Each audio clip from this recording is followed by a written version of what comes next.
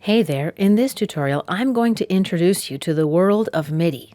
MIDI is an incredibly powerful and flexible tool for your music production, and before you start using it, you need to know exactly what it is, what it does, and how it works. MIDI recording is different from audio recording. A MIDI file contains performance data, but not sound itself. It's kind of like a player piano.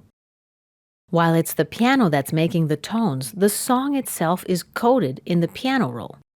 But if you took that roll out of the piano, it's just a roll of paper, it's not a song. So you can put it in another player piano and then you can hear the unique tone of this piano. The piano roll is what controls the instrument, but it's not the instrument or the sound itself. MIDI's digital language is like the piano roll, except the MIDI messages are way more complicated and sophisticated. Let's take a look at where MIDI came from.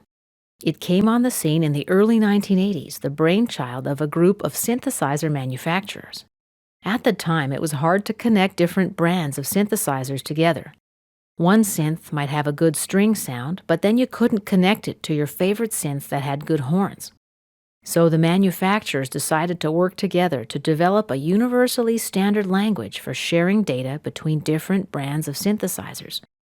Companies like Roland got together to work on developing the standard language, and it's called MIDI, Musical Instrument Digital Interface.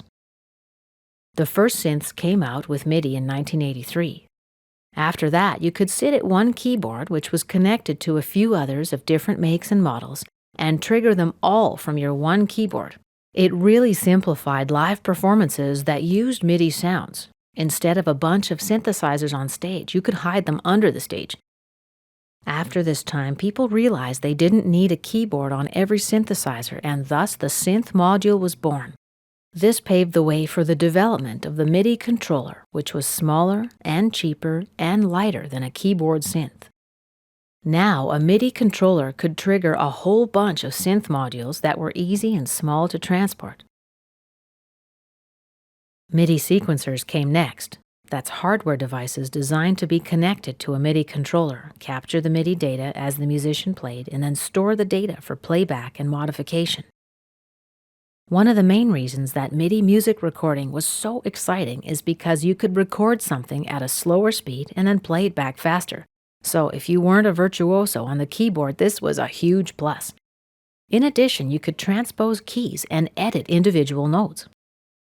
Then the PC revolution got underway, and it was a perfect match to nurture the development of MIDI software sequencers and virtual instruments, where you could get incredibly high-quality instrument sounds live in a software plugin.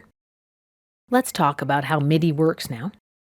MIDI data is transmitted through a MIDI cable that has 5 connectors, and looks like the diagram you've got here. Pin number 1 actually isn't being used. It was once thought that this pin might be used for some future improvement, but that hasn't happened. Pin 2 shields the MIDI cable, preventing EMI interference. Pin 3 is also not being used. Pin 4 provides the grounding needed by the system.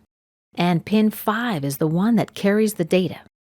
Because MIDI is serial data, meaning the data events get transmitted one after another, not at the same time, all you need for data transfer is one single connection. But you need a cable for each direction, one to send the information and another to receive it. Because one MIDI cable can only transmit data from one device to another, most MIDI gear has 2, if not 3 MIDI ports. The MIDI in port brings data in from somewhere else, like from your keyboard to your sound card. It lets your keyboard control your sound card. The MIDI out port allows the device to be the controller, like from your sound card back to your piano. This is how you play back recorded MIDI data through your synth.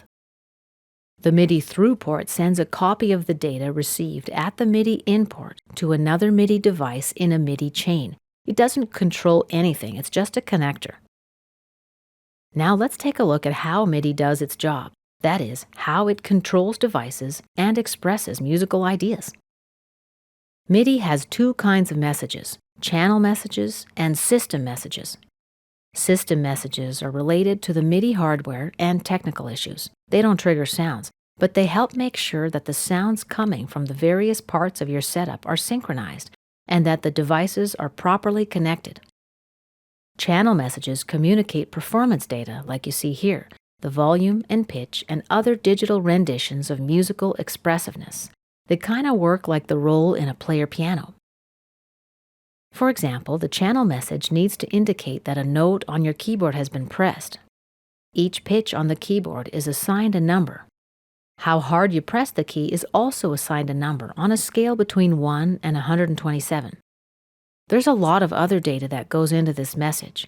All the complexity of musical expressiveness quantified into zeros and ones in code. For example, which sound you used, phrasing and dynamics, when to stop playing, how fast or slowly you stopped playing.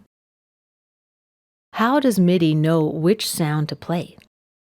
In the olden days, you got different sounds from a synthesizer by connecting its various components in different ways with cables. This was called patching a sound, and the cables were called patch cables, so you'll still hear people using these terms today. Different sounds became called patches. Sometimes you'll hear them called programs today. Each patch is assigned a number. The MIDI channel message shares this information also because each patch is assigned the number. This isn't consistent across all synthesizers, but many brands and models today do use what's called general MIDI, a cross-manufacturer default order of sounds. And that's why you tend to find the pianos and organs at the bottom of your program bank, then guitars and strings and horns and flutes, etc. What's awesome about working with MIDI is that it brings the musical universe right to your fingertips in your own studio. Here's a list of some standard sounds that you might find on a patch. Today, the quality of the sampling is awesome. This concludes my intro to working with MIDI.